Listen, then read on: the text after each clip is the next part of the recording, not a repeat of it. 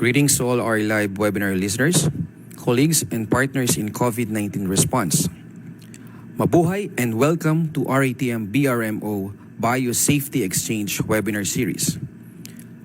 Coronavirus disease 2019 or COVID-19 pandemic has unmasked the need to establish and capacitate laboratories as a strategy to end the spread of infection. Standard testing procedures to detect severe acute respiratory syndrome coronavirus 2 or SARS-CoV-2 requires strict compliance to the principles and practices of biosafety and biosecurity. The need to build a COVID-19 testing laboratory and establish essential skills in a limited period and resource setting is challenging. However, it should not compromise biosafety and biosecurity. RATM BRMO Biosafety Exchange is offered by the Biorisk Management Office of RATM to provide information on best laboratory biosafety practices and updates. This webinar series aims to correct commonly misunderstood concepts, restore neglected biosafety practices, standardize laboratory approach and procedures, and provide global updates on this pandemic. This is intended for laboratory professionals currently engaged in COVID-19 response, educators and laboratories who are currently preparing to be a COVID-19 testing laboratory. We hope that you will grab the opportunity to learn from experts, share experience and solutions to local challenges, and promote a culture of biosafety and biosecurity in your workplace. We thank the speakers, our partners behind Biosafety Exchange webinar series, and you, our listeners, for your time and participation. Together, we are bigger than a pathogen.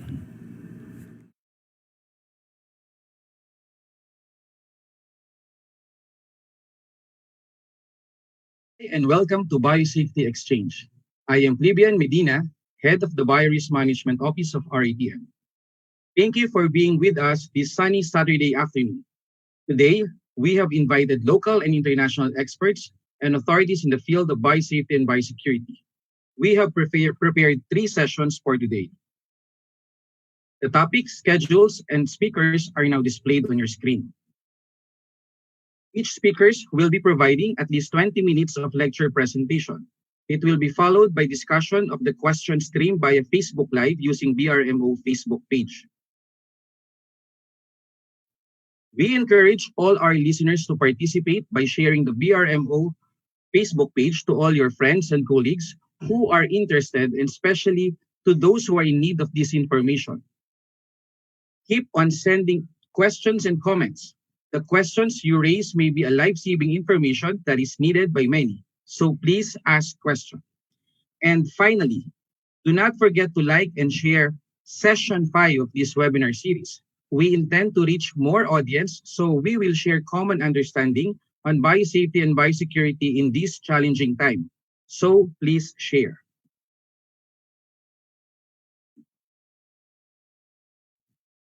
Personal protective equipment, or PPE, serves as the last line of defense and the least protective in the hierarchy of mitigation control. It is the most popular and the most tangible of all the control measures offered to keep our healthcare workers and laboratory professionals safe. However, PPE as mitigation is still poorly understood. In the assessment conducted by BRMO in 2018, PPE is the least complied fundamental requirements by most laboratories. The PIP session entitled COVID-19 Strategies for Donning and Doffing. Our invited speaker for today has obtained all 5 professional certifications under the IFBA Professional Certification Program, namely Biorisk Management, Biocontainment Facility Design and Maintenance, Biosafety Cabinet, Biosecurity and Biological Waste Management. He has delivered numerous behavioral-based biosafety training programs in Pakistan. He served as an expert training and as the co-chapter head of the Pakistan Biological Safety Association. Ladies and gentlemen, let us give warm Filipino welcome to Mr. Zia Ashraf. Assalamu alaikum, Subha Bakhar, Mabuhay, and welcome to Biosafety Exchange, Mr. Zia Ashraf. Walaikum salam. Thank you very much.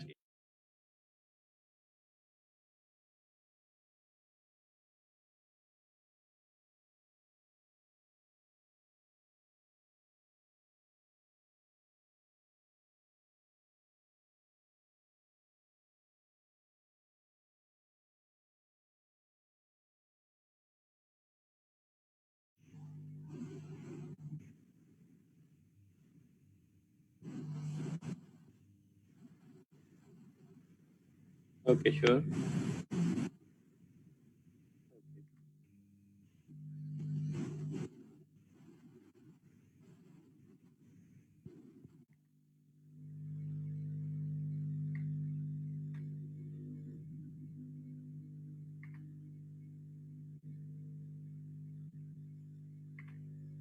So can you see my screen now? Okay, great. So our today's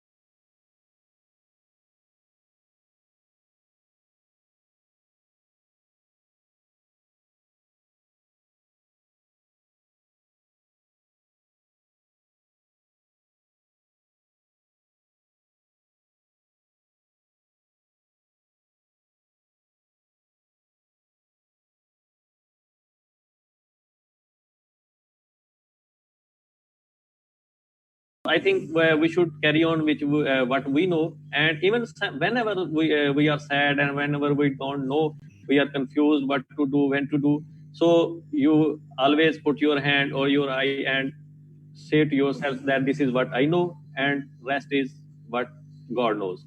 So leave the rest upon God. So first thing I want to consider and share that personal protective equipment is the last line of defense. Many have been thinking and have idea that PP is this first line of defense. That whenever we have to do some task with some biologicals, first of all we wear PPEs. But actually this is myth. You can say that's totally wrong. PPE is the last line of defense.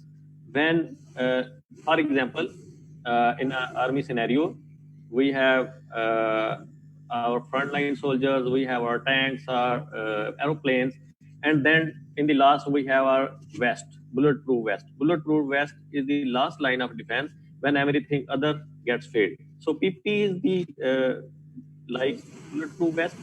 PP is the last line of defense. Second thing we should consider is keep what you work with where you work with. What I mean by that is the organism we are working with should be kept where we are working with. It should not mix with clean areas of the lab and other buildings. And another thing, don't drag contamination. We have seen in many videos that some healthcare workers have been wearing the coveralls or gowns in shopping malls and while traveling to other areas. So this is a scenario of dragging the contamination. We are taking the contamination with us and dragging it to everywhere. So please, it's my request to don't drag contamination. Keep what you're working with, where you're working with, and also your PPEs. So like I have said, the personal protective equipment is the last line of defense. What is the first line of defense? As per Communication Disease Control Program, CDC, the first line of defense is elimination of the risk. Our first priority should be the elimination of the risk. We should eliminate the risk by physically or through any means. Our second priority should be the substitution of the risk. Is there some probability that the organism we are working with, can we replace it with an organism which is less dangerous? Second option is this. Third is the engineering controls. Engineering controls are those controls, physical controls, which isolate the working people from the hazard or organism. Like the biosafety cabinet is an engineering controls, or HEPA filters are engineering controls, our building is an engineering control. So the fourth thing comes the administrative controls. Administrative, the SOP compliance, the standard operating procedures and compliance of those SOPs and other things. So here comes the last and least effective is the PPE, personal protective equipment. So I hope you have an idea now that how the PPE is the last line of defense. First line is elimination, then substitution, then engineering, then administrative, and at the end is the personal protective equipment. But definitely, it has no second opinion that personal protective equipment is very important, very, very important. And obviously, we should be trained how we have to don and doff those PPEs properly. Don is the word used for wearing the PPE, and doff is used for removing the PPEs. So believe me or not, this is very new concept to some of the persons, which is clean to dirty. What does clean to dirty mean? Why it is important? Let's start with an example. You have one washcloth, you are bathing, and you have to clean your face and your feet. What will you do first? Obviously, you will clean your face first, definitely. So this is clean to dirty. When you have PPEs, always remember the concept of clean to dirty. We are wearing the PPEs from which are very clean, are new, are disposable, and then we are going to wear the PPEs which are reusable or less clean, you can say. Is there any exception of clean to dirty, you can say? Any option? I can't see comments, but I hope so. There will be some option which is exception of clean to dirty. The shoe covers, the booties, obviously we wear every time we wear new booties or shoe covers. But this is an exception of clean to dirty, or you can say the exception, like why this is an exception? Why we consider the booties or shoe covers as dirty? Because those are going to hit ground, and ground is definitely dirty as compared to your new gloves, as compared to your new PPEs. That's why the booties or shoe covers is an exception to clean to dirty. We will consider the booties or shoe covers as dirty. So let's do it upside down, dirty to clean, which means most contaminated to less contaminated. Dirty to clean means in lab environment, most contaminated towards less contaminated. When we are following this protocol, the dirty to clean, we have to consider anything which can be sanitized. For example, if we are wearing the gloves, definitely we have worked with those gloves. Those are dirty or contaminated. Can we sanitize those? Second thing is you have to designate an area or line for your lab which is considered to be work area or contaminated area, and there should be another area in the lab which is designated as clean area or less contaminated area. So always try to follow that line and never mix the dirty and clean areas. We will be discussing this in further slides also. So this is 3-step protocol: the green, yellow, and red. I think everyone is well versed with the traffic signals: the green light, the yellow light, and the red light. So the red light means stop on the signal or start. Definitely red line means stop on the signal. It is shown as the sign of danger. So while donning or wearing our PPEs, we have to designate our lab, the green area, which is totally clean area and free of infection. The yellow area is the buffer zone between clean area and contaminated area. The red area is the working zone of the lab, and it is considered as contaminated area. So what do I mean by that? In lab, there should be 2 areas, the dirty area and clean area, the green zone and red zone, and there should be a buffer between those. Why the buffer? Because we don't want to mix the clean area and dirty area together. Why?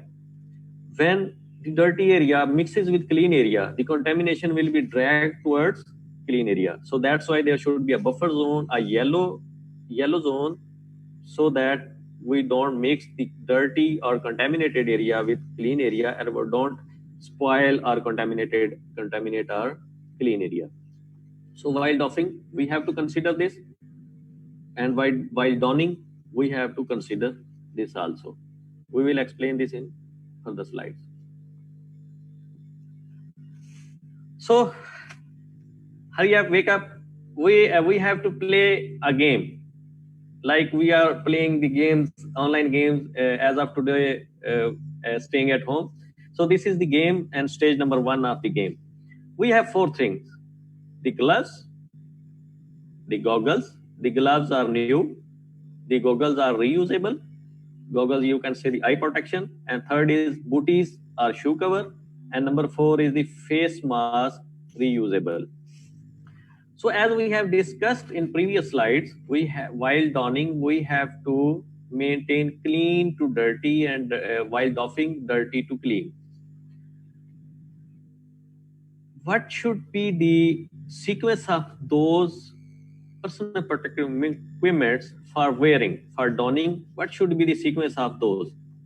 Just think with your mind, remembering clean to dirty. We are going inside the lab from clean to dirty. What should we wear first, and what should we wear the last? Just think. The gloves are new, the booties are new, the face mask is reusable, and goggles are reusable. Clean to dirty.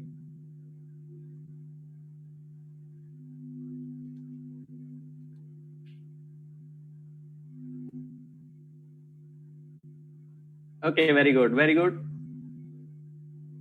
Just remember clean to dirty. The new things are definitely clean, and the reusable things are on second line. Okay, good.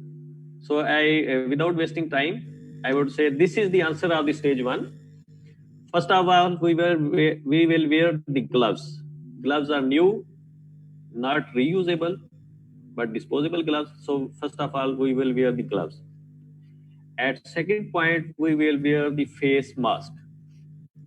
At third point, we will wear the goggles or eye protection.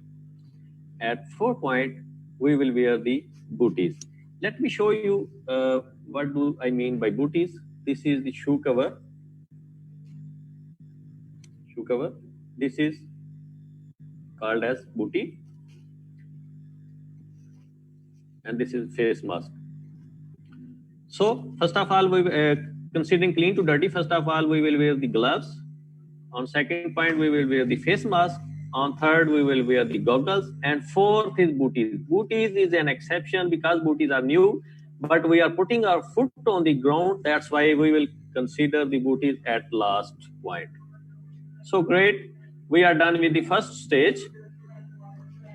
Now, considering the area of clean to dirty, where we should wear, what we should wear. So gloves are absolutely new and disposable. We will be wearing the gloves in clean area, in green zone. Okay, gloves should be worn in green zone. Now we had goggles and face masks which are disposable. If excuse me, the face mask and goggles are disposable. So disposable things are obviously reusable. These things are being used before any task. So we will be placing those in yellow zone, and we will be donning or wearing those in yellow zone. Booties, because we have to wear the booties on the last number, so that's why booties are also in the yellow zone. And red zone is empty. It means we are going in red zone, but we are fully prepared. We have worn our PPEs before we are going into red zone or our lab working area. Now it comes to doffing, the removing process. We have those things, those four things which we were wearing or donning first, which are gloves, reusable goggles, booties, and reusable face mask. All four things which we have done earlier. So this time we will be doing the dirty to clean. While donning or wearing the PPE, we are going clean to dirty. We are wearing the things clean to dirty, less contaminated to more contaminated. And while doffing, we are removing or doffing our PPE from most contaminated towards less contaminated, from dirty to clean. I hope everyone is now familiar with concept, the clean to dirty for donning and dirty to clean for doffing or removing of our PPE. So considering dirty to clean protocol, what should be the sequence of removing of these personal protective equipments? We have gloves, goggles, booties, and face masks. Just think with your brain. It's very common sense. Dirty to clean, like you will wash your face first and your foot on the last while you are bathing. So that's an example. So dirty to clean. What is the most dirtiest thing? Gloves. Yes, if someone is saying gloves, obviously he is or she is right, because we have been dealing with organism by wearing gloves on our hands. But we have another dirty thing, which is booties or shoe covers. So considering the point which thing can be sanitized and which thing cannot be sanitized, gloves can be sanitized. So we will sanitize our gloves first. Then what is the most dirtiest thing is the booties. So this is the sequence. First of all, we will sanitize our gloves. Now our most dirtiest thing is the booties. We will remove our booties, our shoe covers. Then again we will sanitize our gloves. Then we will remove our goggles, our eye protection. Again we will sanitize our gloves. Then we will remove the face mask. Again we will sanitize our gloves and remove our gloves. And again we will sanitize our hands. Remember, while doffing, we have to sanitize our gloves, our hands between each step, before and after each step. Sanitize our gloves, remove booties, sanitize gloves, remove face masks, goggles, sanitize our gloves, remove face masks, sanitize gloves, remove gloves, then sanitize our hands.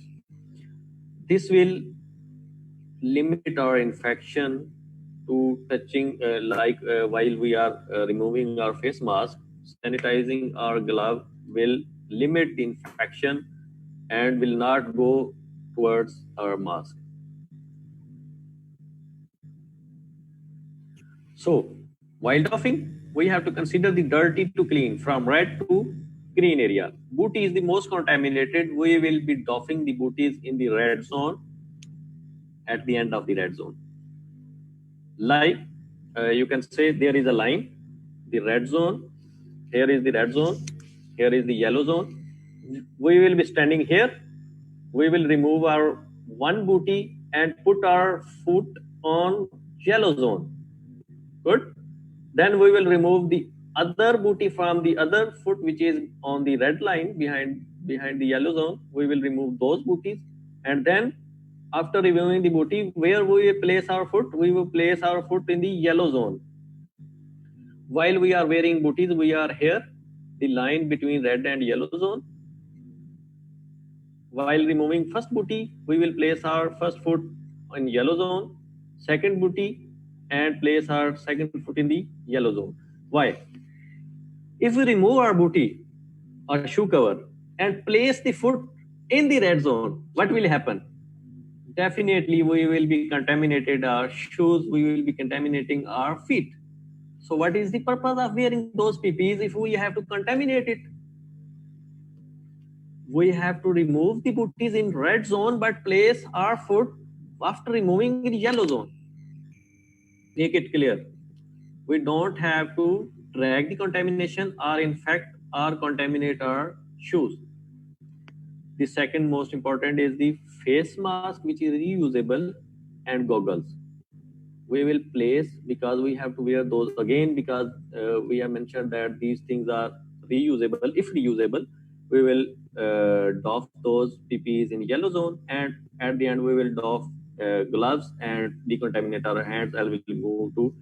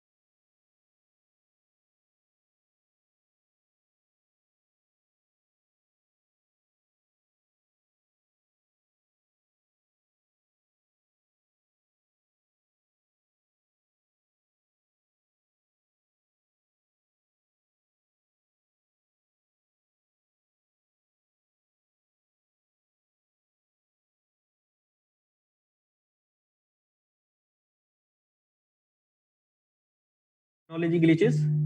We have been facing technology glitches all over the world because there is huge burden over the internet. Everyone is working from home. That's why we are sorry for the technology problem. So we were discussing that if the reusable gloves, if the reusable face mask or goggles we are using, we will remove those in yellow zone. If we are using disposable, we will remove in red zone between the line of red and yellow, and we will move to yellow zone and then green zone by decontaminating or sanitizing our hands. So let's go to step number 2, the stage number 2, the game which is going to be harder. Obviously, you have completed your stage 1 of the game. So we are going, and regarding the COVID, we will not be wearing all those PPEs only. So we will increase our PPEs and we will be going to a harder step of the game. This stage number 2. We have these 6 things. The inner pair of gloves, number 2, the outer pair of gloves, number 3, the gown, number 4, goggles, number 5, booties, and number 6, the N95. Consider we have reusable gown, reusable goggles, and reusable N95. You can see the images on your right side. We have these 6 things. Now put a bit pressure on your brain and think what should be the sequence of donning those PPEs. Donning, clean to dirty. What should be the sequence of those PPEs? Please mention over your chat box what should be the sequence of donning of these PPEs.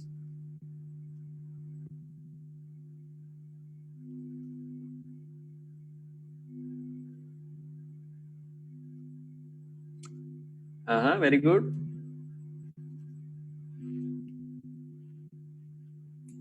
Yes, keep posting. What should be the sequence of donning? The gloves, the inner and outer, the gown, the goggles, the booties, and N95. What should be the sequence? Yes, very good.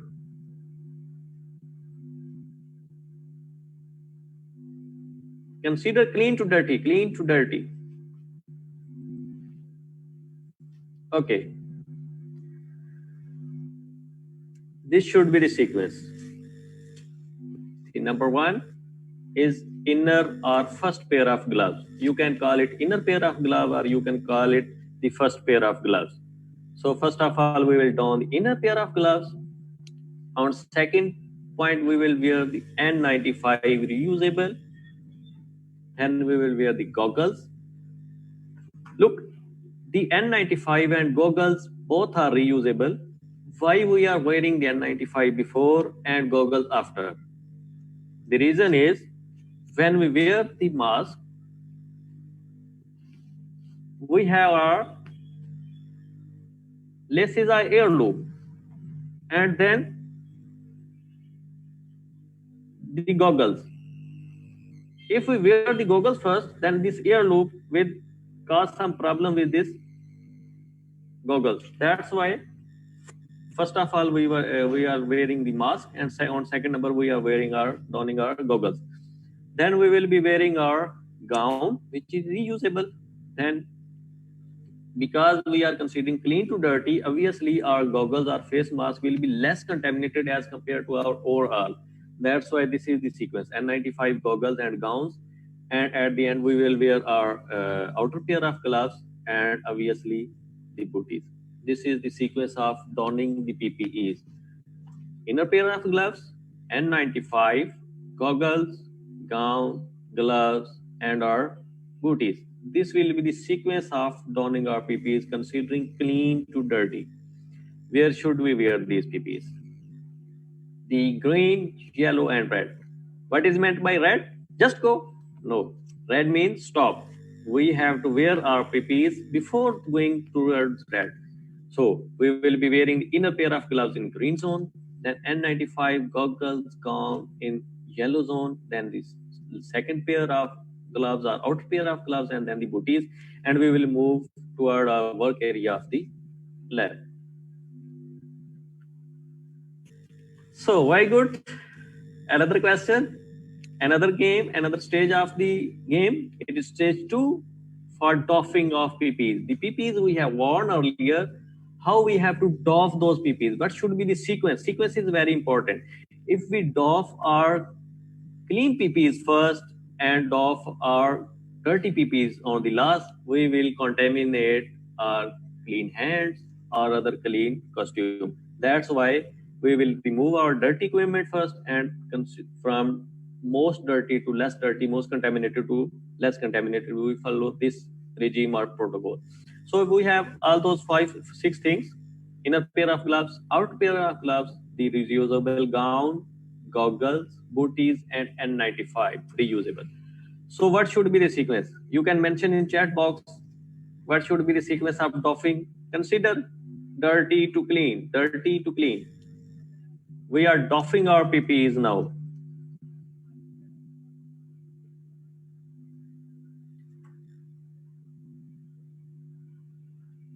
Dirty to clean. Very good, very good. What should be sequence of doffing of these PPs, the 6 PPs mentioned? Consider dirty to clean, dirty to clean. Very good, very good. A bit harder? Yes.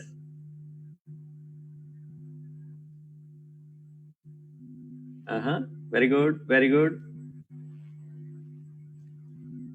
Very good. Most of the options are very much okay now. So this is the sequence. The number 1, we have to doff our booties or shoe covers. Number 2, we have to doff our gloves, the outer pair or second pair of gloves. Remember, always sanitize before and after each step. First of all, we will sanitize our gloves, then we will remove our booties, sanitize our gloves, remove our outer pair of gloves, sanitize our gloves, remove our gown, sanitize our gloves, remove our goggles, sanitize the gloves, remove N95, sanitize the gloves, remove inner pair of gloves, and then we will wash or sanitize our hands. This should be the sequence from dirty to clean. Number 1, booties, shoe cover. Number 2, outer pair of gloves. Number 3, gown. Number 4, goggles. Number 5, N95. And number 6, at the last, is the inner pair of gloves. Remember, always sanitize your hands or gloves between each step, before and after each step. And at the end, we have to wash or sanitize our hands. So here I would like to mention another process, which is removing of the gloves.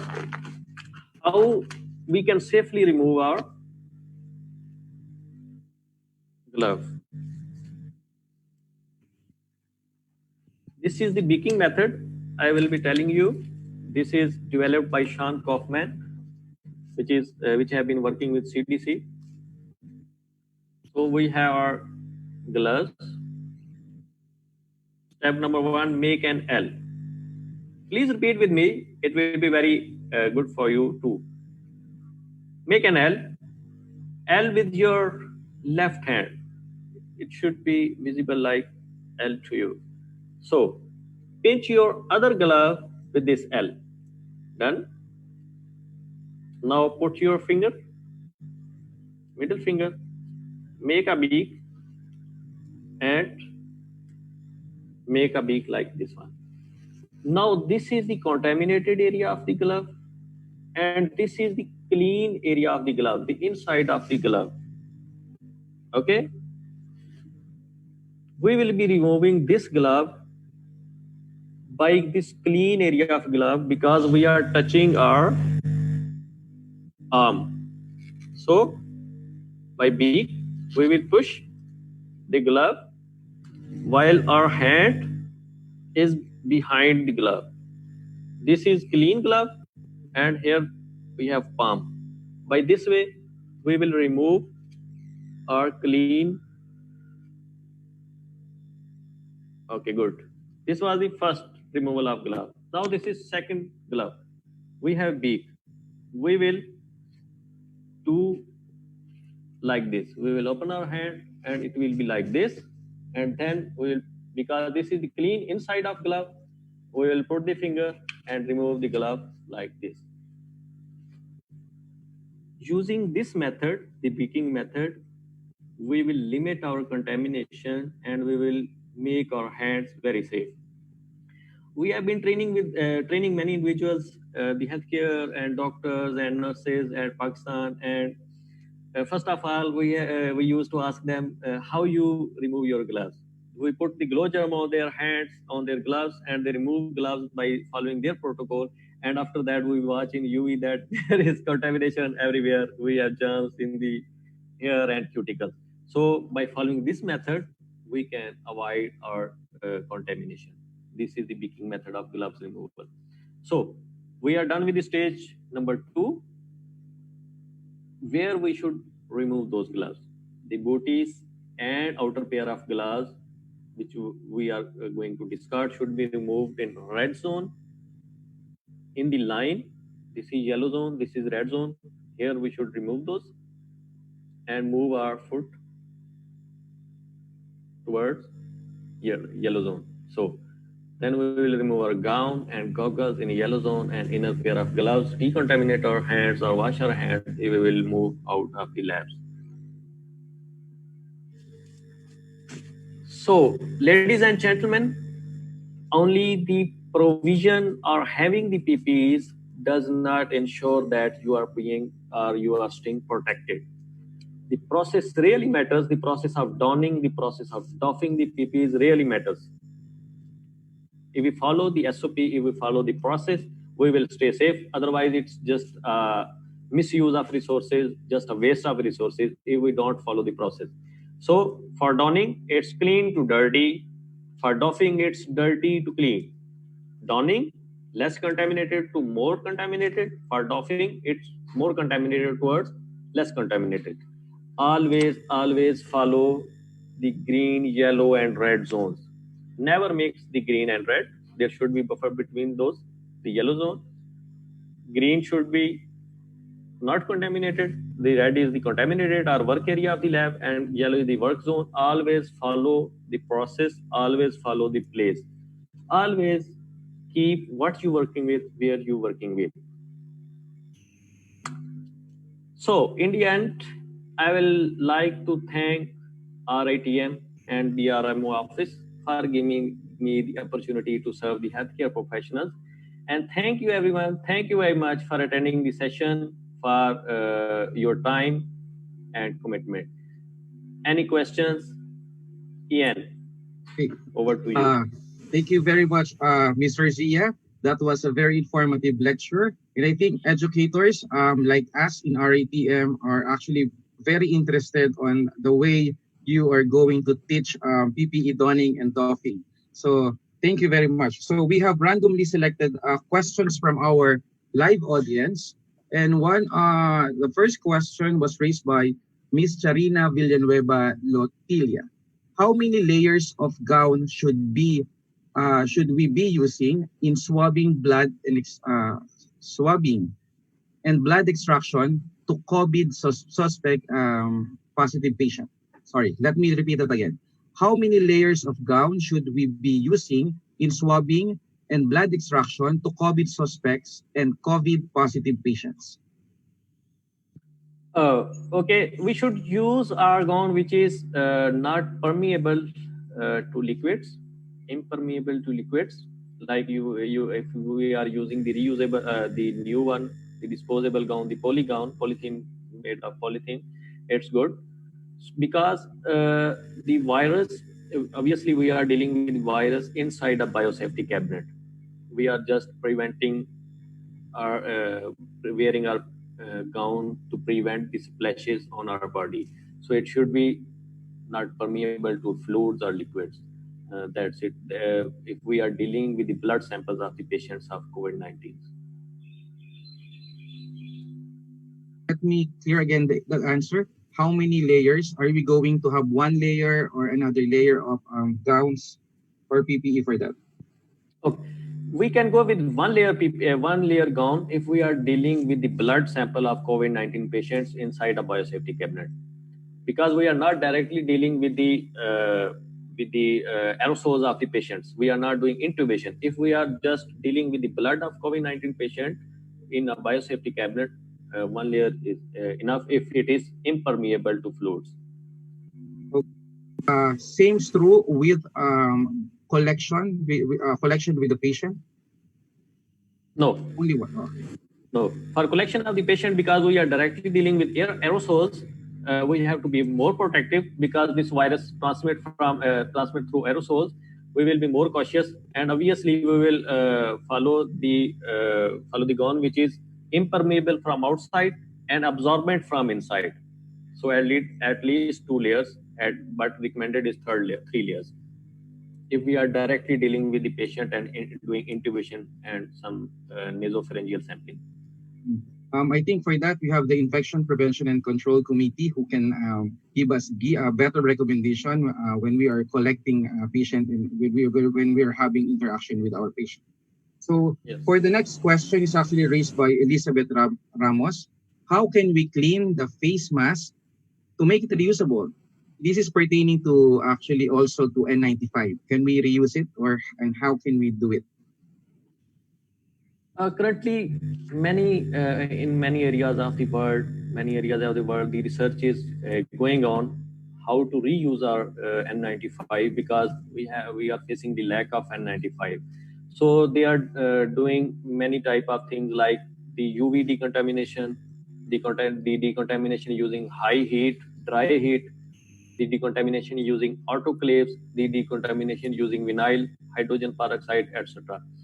So many things are going under on. I would not say any method which is approved till now, but considering better method is the high heat, the dry heat. The putting the N95 in dry air oven is considered to be a better method, but definitely it also affects the filter.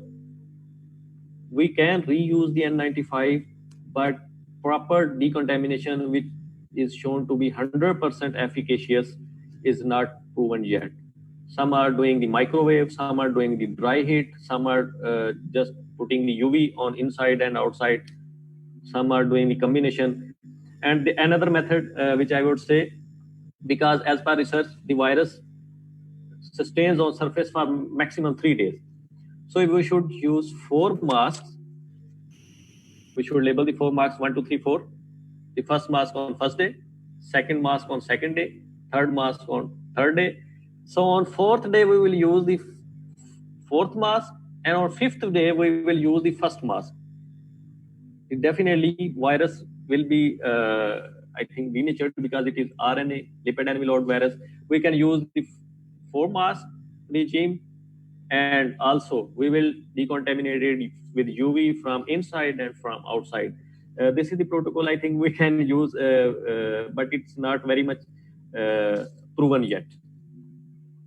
So again, just want to say that there is no approved method for decontamination of reusable PPE. Still, if it is disposable, it has to be disposed, and we have to follow the manufacturer's recommendation on the proper use of reusable, disposable PPE rather.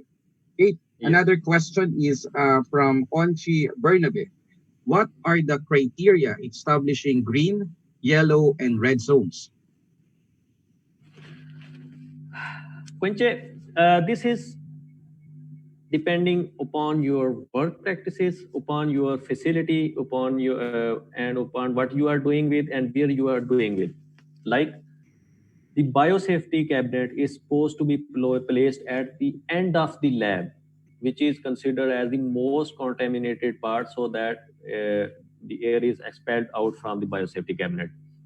So the entrance door from where we enter in the lab, this is the green zone, and the end of the lab, which is working zone should be at the end of the lab. So that is considered as a red zone, or most contaminated zone. You have to decide it by yourself. Like you have to place, if you have to place some PCs or computers for reporting, etc., you will place it in near to the door or next to the door, and you are placing your organism, the refrigerator which contains reagents and organism, you will place at the end of the lab. The end of the lab will be considered as red zone. The start of the lab will be considered as green zone.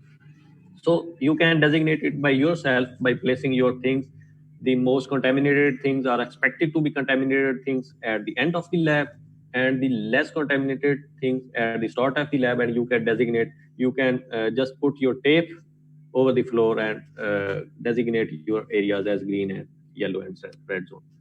I think it also will be great if the institution be the one who will be deciding on what is the red zone, yellow, and of course the green zone, so that it will be uniform. Yes, definitely. It should be institutional based. WHO is not enforcing that. It should be institutional based and common sense based. This question is also important from Len Nicolas Acosta. Do we need to wear 2 pairs of gloves all the time? So it's again, I would do the risk assessment. Let's start with an example of the risk assessment. If you are standing on a road, you want to cross the road, you see a bus. You do your risk assessment. If the bus is standing, you have no risk, you can cross the road. If the bus is moving towards you, it's the risk. If the bus is moving with very high speed, it's the higher risk. So that's the thing. If you think you are doing the work with less contagious agents, you are doing less contaminated work, you can wear 1 glove. If you think you are dealing with very infectious agents, like recently we are dealing with COVID-19, you will obviously wear more than 1 pair of gloves. It's depending upon risk assessment. Thank you for bringing that risk assessment, Mr. Sia, because this has been reiterated since the start with Dr. Maureen Ellis, that we are going to begin always with risk assessment. So yes, definitely. That's good. Another question is from Army de los Reyes Burog. If we have face shield, do we still need to wear goggles? No, until unless your eyes are not weak, you don't need to wear goggles, because goggles are for protection of eye. And definitely face shield is better than goggles because it covers your whole face. Even it protects your N95 from splashes also. So face shield is better considering COVID-19 scenario. Thank you for that. I also have noticed many people are doing this. According question from Chris Abesia, is it safe to wear surgical mask under an N95 respirator? Can you repeat your question again? Okay. It's always, can we wear a mask, a surgical mask, and then cover it? No, on top of it is actually an N95 respirator. Can you elaborate on that?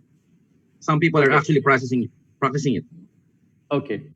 If you are saying that the wearing of this surgical mask under the N95, that's wrong. Why? Because N95 should be very fit tested. It should be fit to your face so that no air leaks from the surface, from the area of the N95 from outside.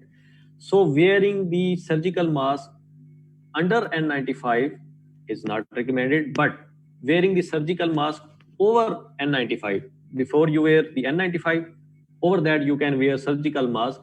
This will prevent splashes and some aerosols.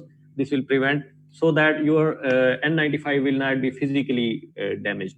It can be used for longer period if you place your surgical mask over the N95, but not under the N95. This is clear. Thank you very much for that. There are so many questions, and I think this is actually second to the last. From Salome Dihamko, how do you doff booties? Can you touch them, bend, or just kick them out from your legs? Booties, is he asking regarding the doffing of booties, the shoe covers? Yes. Okay, we have to remove the booties while we have 2 pairs of gloves and wearing those gloves with hand. But remember, removing first booty, we will place our hand, our foot on yellow zone, and second booty. Why? Because if we try to remove those booties with our by doing the game with both feet, chances are we are producing some splashes or this type of thing. So we will remove those booties with our hand while our gloves are on. We are wearing our gloves, then we will remove the booties one by one. Then we will sanitize or decontaminate our outer pair of gloves. Then we will remove the glove. So we will be removing our booties with our hands while our gloves are on. Oh, good. So I think this is actually the last question, and you have so many viewers, Mr. Sia, and I think you'll be very tired tonight answering all those questions. So I'm humble. yeah, this is actually a timely question, sir. What this is actually from Joyce Pabroas Latte. Sir, what can you suggest to use if we run out of N95 mask and isolation semi-permeable gown in dealing with COVID positive patients? If we run out, I think if we are healthcare worker and directly dealing with COVID-19 patients, while we are doing some intubation or sampling, we definitely have to wear the N95.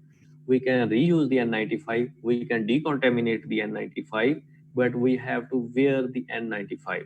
Second thing, the patient must be wearing the surgical mask. The COVID-19 patient must be wearing the surgical mask. It will limit the splashes and aerosols to him. Second thing, in worst case scenario, if you you absolutely have to do something, but you don't have N95, consider you are not doing this inside a room, inside a closed space. One thing. Second thing, try to stay 6 feet or 1 meter away from the patient. Third thing, you can use the directional airflow while you are not inside a room, you are outside. You can place the fan toward the patient. What the fan will do? Fan will do the directional airflow.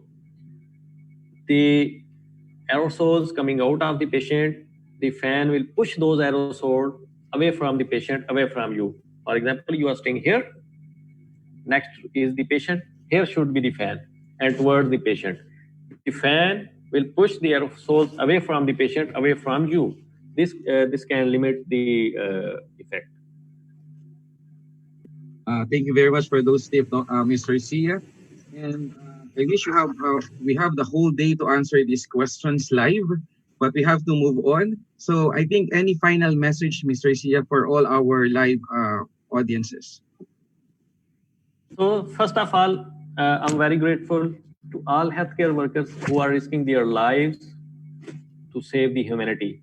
This is the savior of humanity. Not one human, not two human, not one country, not two countries. This is the saving of humanity. Number one thing. Second thing, please take care of yourself. Take good fluids.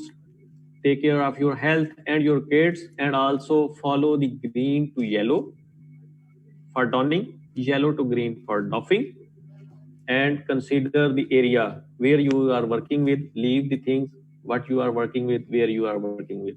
I think it will be very much better for us, for everyone. Thank you for that. I think for me, we have learned, of course, so many things, so many important pointers that we have to remember. But I think it's important for our viewers to know the principle of working from clean to dirty, so that Yes. the institution should understand also and identify or designate the green zone, the yellow, and the red zone in the lab, so that the SOP will follow that. And of course, risk assessment is very important in this time of pandemic. And of course, in doing routine works, professional judgment should always be there. Of course, there's no one perfect procedure for all of this. You need professional judgment. We would like to thank you, Mr. Zia Azra, for a very informative session. Mr. Zia, maraming salamat po. Buhut shukriya. Thank you very much. Assalamualaikum. Pir melenge. Salamat Hanging Somali. Am I pronouncing it right? See you soon. Hanging Samuli. I think it's maraming salamat hanggang sa muli. Thank you very much, Mr. Zia. Thank you very much. Take care. Hope to see you again and invite you more on the topics and on your expertise, okay? Anytime. Thank you very much. You have many viewers. Thank you very much. Thank you very much. See you. Okay. Bye. To all our Facebook followers, we are inviting you again today, May 9, 2020, for our last session at 3 p.m. We will be hearing lecture direct from the Specimen Collection, Packaging and Transport Trainer of RATM from the Virology Department, Ms. Catherine Calzado Takasi. And of course, special announcement for everyone. The Infection Prevention and Control Committee of RATM, led by Dr. Cha Tabora, is also conducting webinar series. There are interesting topics that is being discussed, including PPE. So please support the webinar series offered by RATM IPCC. Ladies and gentlemen, this has been session 5 of the Biosafety Exchange webinar series. Thank you very much for your time and active participation. Maraming salamat po.